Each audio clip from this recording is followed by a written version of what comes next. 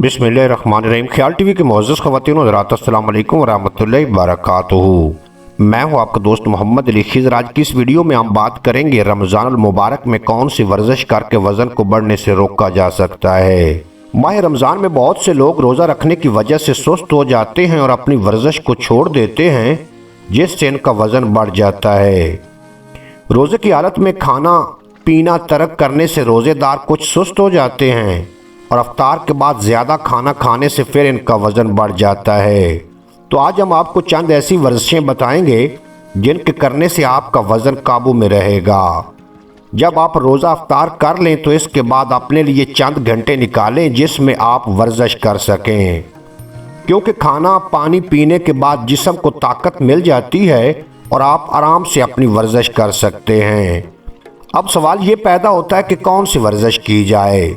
जब आप रोज़ा अफ्तार कर लें तो थोड़े से आराम के बाद ऐसी वर्जिश करें जिनमें आपकी ताकत ज़्यादा ना लगे। मिसाल के तौर पर चहलकदमी, योगा करना। उम्मीद है आज की ये मुख्तसर वीडियो आपको पसंद आएगी। अगर वीडियो पसंद आई हो तो चैनल को सब्सक्राइब फरमा के बेल नोटिफिकेशन को प्रेस करना, ताकि मुस्तकबिल में अपलोड होने वाली तमाम वीडियो बर वक्त आप तक पहुँचती रहें।